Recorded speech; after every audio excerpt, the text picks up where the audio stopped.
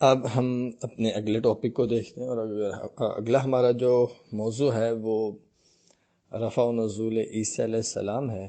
بہت اہم ٹاپک ہے، سینسیٹیو ٹاپک ہے، اور قادینی کے لیے یہ ہاٹ ٹاپک ہے، اور قادینی اس کو بہت زیادہ ڈسکس کرتے ہیں، اور تقریباً اسی کو ڈسکس کرتے ہیں، اور اسی کو بیس بنا کے مسلمانوں سے سوال کرتے ہیں، اعتراض کرتے ہیں، شبہات پیدا کرتے ہیں، شکوک پیدا کرتے ہیں ذہنوں میں۔ تو اس کے اوپر مسلمانوں کی تیاری، اور کم از کم بنیادی اور بیسک چیزوں کا جو اجمالاً جن چیزوں کا پتہ ہونا ضروری ہے وہ تو لازمی پتہ ہونا چاہیے، اس پہ گرپ ہونی چاہیے۔ تو ہم انشاءاللہ اس میں کچھ بیسک چیزیں ہی سمجھنے کی کوشش کریں گے۔ تو عیسیٰ علیہ السلام کے حوالے سے وہ شبہات اس وجہ سے پیدا کرتے ہیں کہ عام طور پہ عیسیٰ علیہ السلام کے متعلق جو مسلمانوں کا عقیدہ ہے وہ اگر عقل پہ پرکھیں تو وہ عقل میں نہیں آتا کہ عیسیٰ علیہ السلام کا آسمان پہ جانا، اور پھر وہاں پہ ایک خاص مدت تک رہنا، اور پھر دوبارہ قیامت سے پہلے ان کا زمین پہ نزول ہونا، تو یہ چیزیں عام طور پہ عقل میں نہیں آتی۔ تو ایمان تو ہے اس چیز کا نام کہ عقل میں جو چیز آ رہی ہے اللہ نے حکم دے دی ہے تو اسے بھی ماننا، جو عقل میں نہیں آ رہی تو اس کو بھی ماننا ہے۔ تو یہاں پہ قادینی دجل اور دھوکہ بھی جو دیتے ہیں مسلمانوں کو، تو اس پہ انہوں نے باقاعدہ اعتراضات اور سوالات تیار کیے ہوتے ہیں، اور قرآن پاک کی آیات کو کوٹ کر کے اور اس کا غلط ترجمہ اور مفہوم اور تشریح بیان کر کے، اور اس کو اپنے مقصد کے مطابق اور اپنے عقیدے کے مطابق بیان کر کے مسلمانوں کو گمراہ کرنے کی کوشش کرتے ہیں۔ تو عیسیٰ علیہ السلام کے حوالے سے ہم ڈسکشن کریں گے انشاءاللہ۔ اس سے پہلے ایک واقعہ آپ کے ساتھ میں شیئر کرنا چاہ رہا ہوں، جو کہ ہمارے امیر محترم مولانا انیس شاہ صاحب کے ساتھ پیش آیا۔ ایک اسلام آباد کا ایک ادارہ، وہاں پہ ایک قادینی وائس پرنسپل، اس نے کوشش کی، فیمیل تھی، اس نے کوشش کی، جو پرنسپل ہے وہ بھی فیمیل ہے، تو اس کو اس کا ذہن خراب کرنے کی، اس کے ذہن میں شکوک شبہات پیدا کرنے کی، اس کو سوالات اس سے کرتی تھی یہ وائس پرنسپل مسلمان پرنسپل سے۔ تو اب وہ جو مسلمان پرنسپل تھی اس کا تعلق تھا، اس کا گھرانہ علمی گھرانہ تھا، دینی گھرانہ تھا، تو فیملی میں کچھ ایسے بھی احباب تھے جو عالم تھے، تو وہ ان سے پوچھ لیتی تھی اور اس کو آ کے جواب دے دیتی تھی۔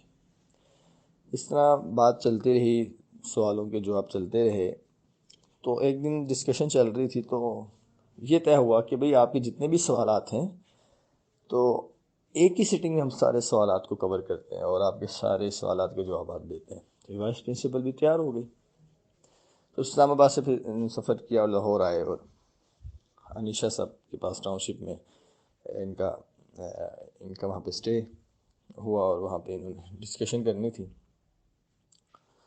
اچھا، جو ڈسکشن ہونی تھی، اب اس ڈسکشن سے پہلے جب شاہ جی نے پردے میں جب بات شروع کی، تو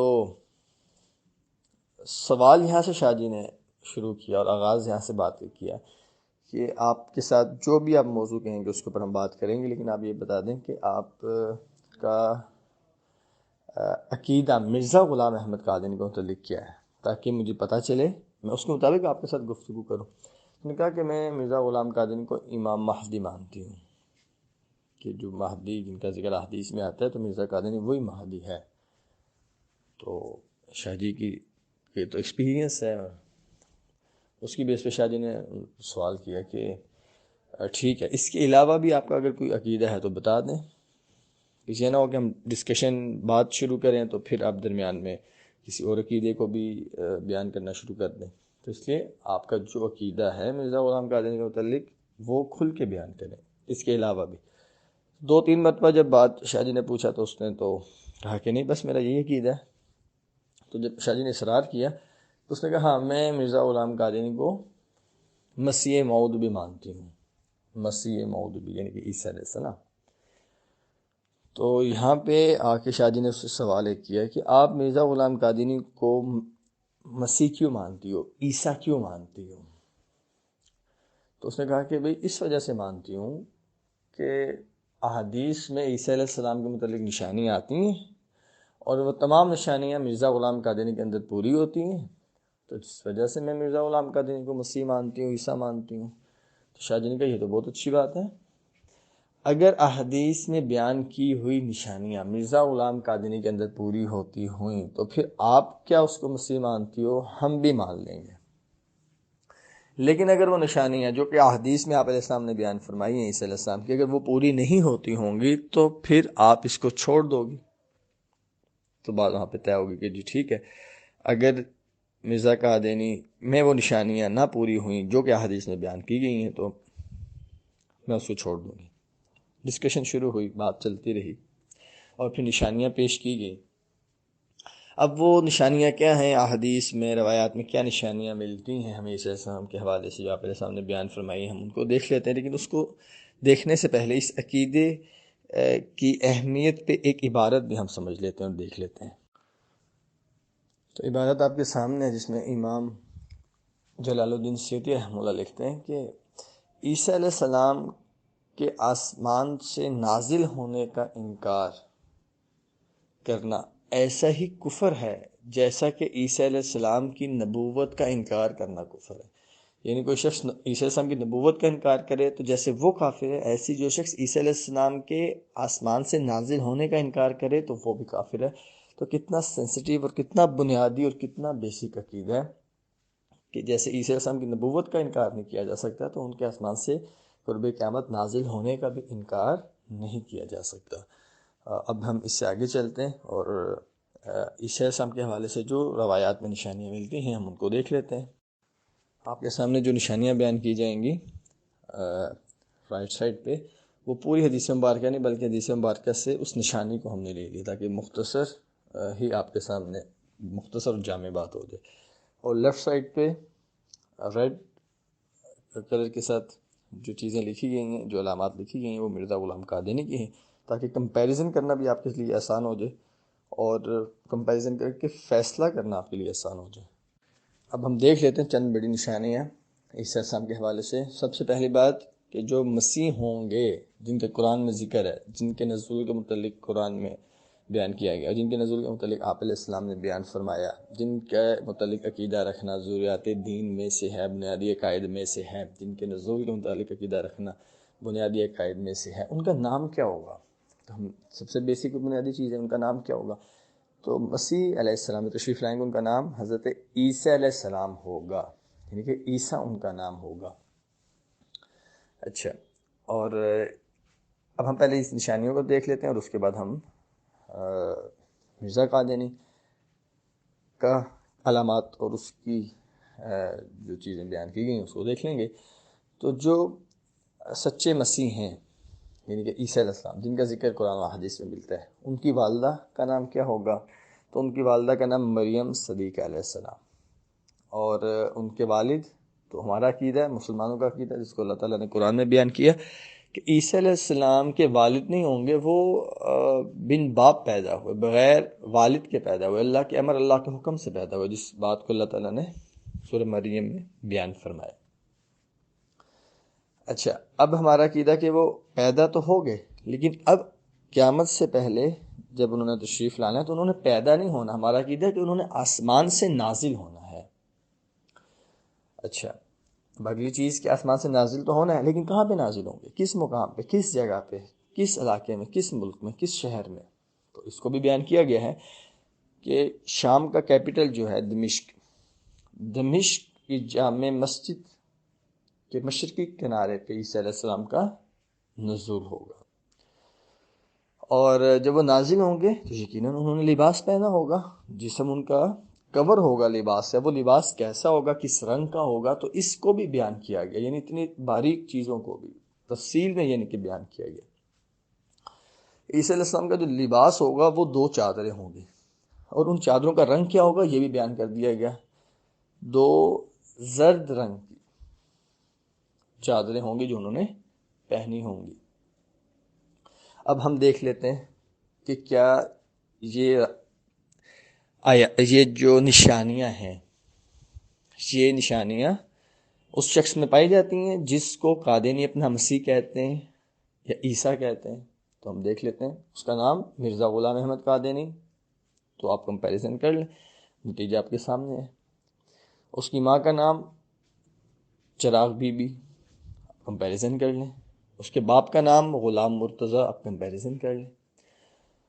اور وہ پیدا ہوا، اسے سب نازل ہوں گے، آپ فیصلہ کر لیں، کمپیریزن آپ کے سامنے.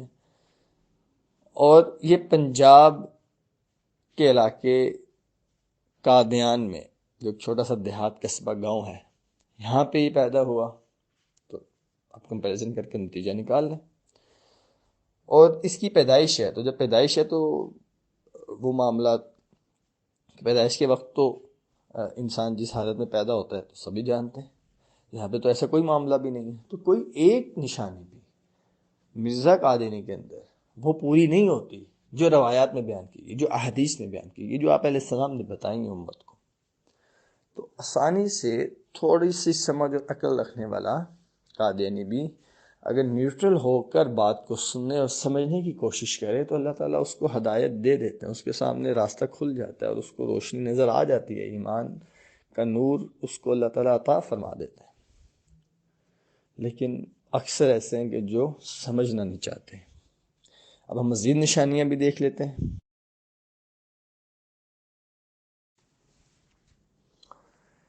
عیسیٰ علیہ السلام تشریف لائیں گے تو ایسا محسوس ہو رہا ہوگا جیسے ابھی غسل کر کے آئے ہیں.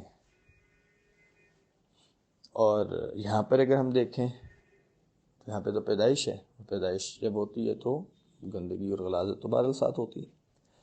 عیسیٰ علیہ السلام کو لانے والے کون ہوں گے؟ تو عیسیٰ علیہ السلام کو لانے والے دو فرشتے ہوں گے، یعنی کہ دو فرشتوں کے پروں پہ ہاتھ رکھ کے عیسیٰ علیہ السلام نازل ہوں گے. تو دو فرشتے آسمان سے لے کر اتریں گے مینارے پہ، دمشق کے مشرقی مینارے پہ.